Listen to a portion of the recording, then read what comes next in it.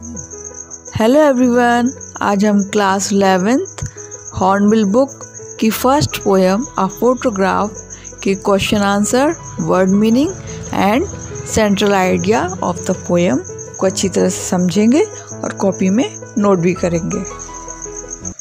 Difficult word meaning. Snapshot, a photograph taken without formal posing of the subject। सहसा लिया गया photo या छायाचित्र। राय, आयरॉनिक, मीन्स व्यंग्यपूर्ण या कटु परिहास। कार्डबोर्ड, पेस्ट बोर्ड, गत्ते से बना। ट्रांजिएंट, फ्लीटिंग, ट्रांजिटरी, मीन्स क्षणिक। सर्कमस्टेंस, सिचुएशन, कंडीशन या परिस्थिति। टेरिबली, ऑफुली, भयानक। तो चलिए स्टूडेंट, क्वेश्चन आंसर स्टार्ट करते हैं। Think it out. Question number 1 है, what does the word cardboard denote in the poem? Why has this word been used? कविता में शब्द कार्डबोर्ड किस ओर संकेत करता है? इस शब्द का उपयोग क्यों किया गया है? Answer, cardboard in the poem refers to the photograph.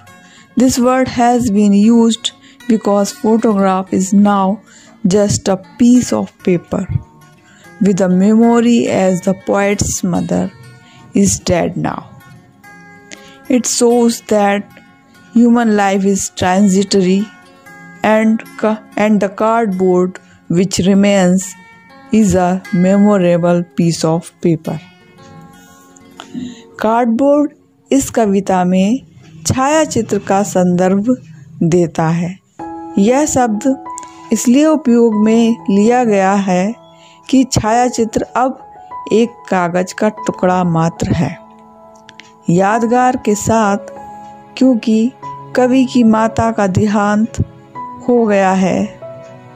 यह बताता है कि मनुष्य जीवन परिवर्तनशील है और कार्डबोर्ड जो बना रहता है वह एक स्मृति योग्य कागज का टुकड़ा है। क्वेश्चन नंबर 2 है, what has the camera captured? कैमरे ने क्या कैद किया है? Answer, the camera has captured some happy moments from the childhood of the poet's mother. It was a scene taken from a beach where she had gone with her 2 cousins Betty and Dolly and her uncle for a sea holiday. The girls were paddling in the water and holding the hand of poet's mother when the uncle had clicked the photograph. कैमरे ने कवि की माँ के बचपन के कुछ खुशनुमा पलों को कैद किया है। यह दृश्य एक समुद्र तट पर लिया गया है जब वह अपनी 2 चचेरी बहनों बेटी और डॉली व अपने चाचा के साथ समुद्र की सैर पर गई थी। लड़कियां पानी में छप छप कर रही थी और कवि की माँ के हाथों को उन्होंने पकड़ा हुआ था जब उनके चाचा ने यह छायाचित्र लिया था।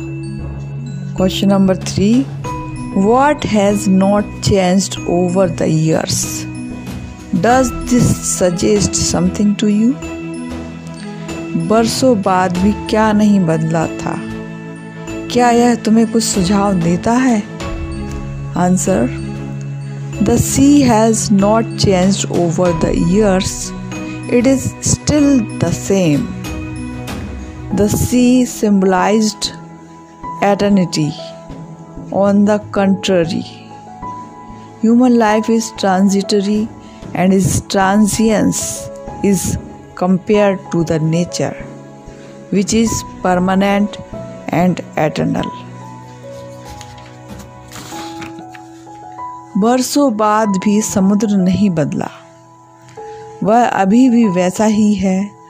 समुद्र अनंतता का प्रतीक है, उसके विरुद्ध मानवीय जीवन अस्थायी है और इस परिवर्तनशीलता की प्रकृति से तुलना की गई है जो स्थायी है और सदैव रहने वाली है।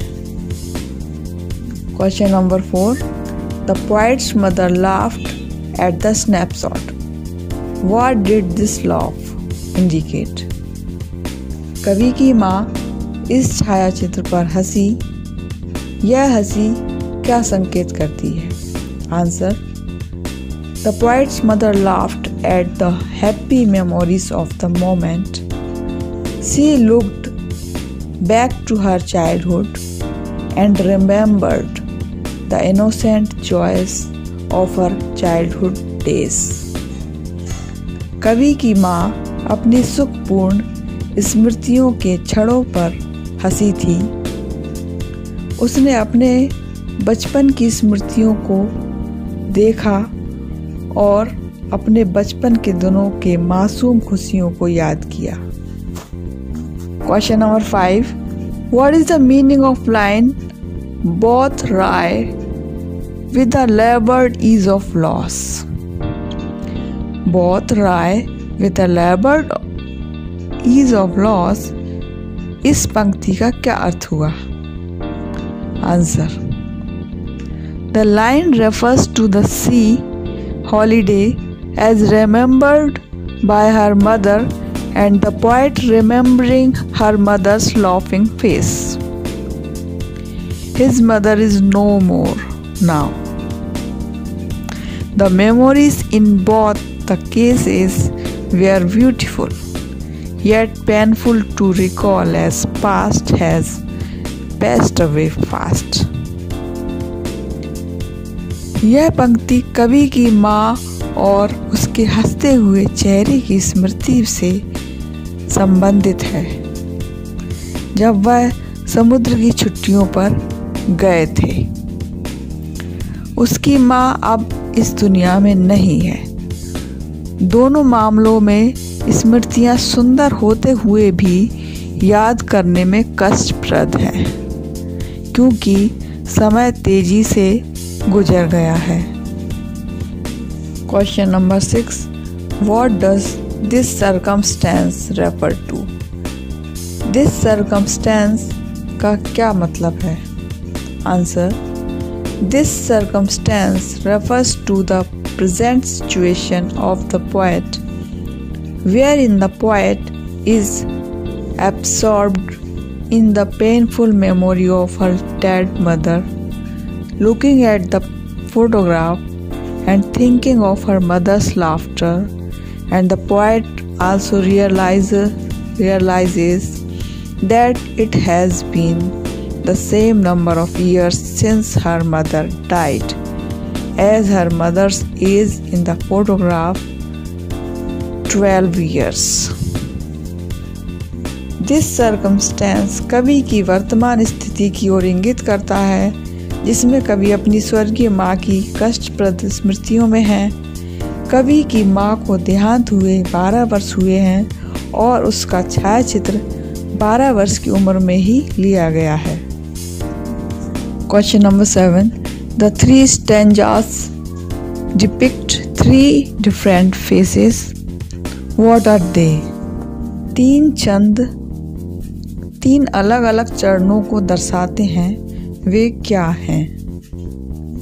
Answer, in the first stanza the poet's mother is shown as a 12-year-old girl with a pretty and laughing face. There she went to a sea holiday with her 2 cousins. This phase is before the poet's birth. The second phase describes the middle-aged mother laughing at her own snapshot. In the third phase, there is a pall of silence. that the death of the poet's mother has left in the life of the poet. पहले छंद में कवि की माँ को 12 वर्ष की सुंदर और हंसते हुए चेहरे के रूप में दिखाया गया है। यहाँ वह समुद्र की छुट्टियों पर अपनी 2 चचेरी बहनों के साथ गई हैं। यह कवि के जन्म के पहले का चरण है। दूसरे चरण में अपनी ही तस्वीर पर हंसती मध्यम आयु की माँ का वर्णन है। तीसरे चरण में मौन का एक पर्दा है जो कवि की माँ की मृत्यु कवि के जीवन में छोड़ गई है। Central idea of the poem. The photograph of the poem shows her mother standing at the beach enjoying a holiday with her 2 cousins. After 20 or 30 years, the mother would laugh at the way she and her cousins were dressed up for the occasion. The poet now remembers her mother with a heavy heart. The photograph revives feelings in the poet.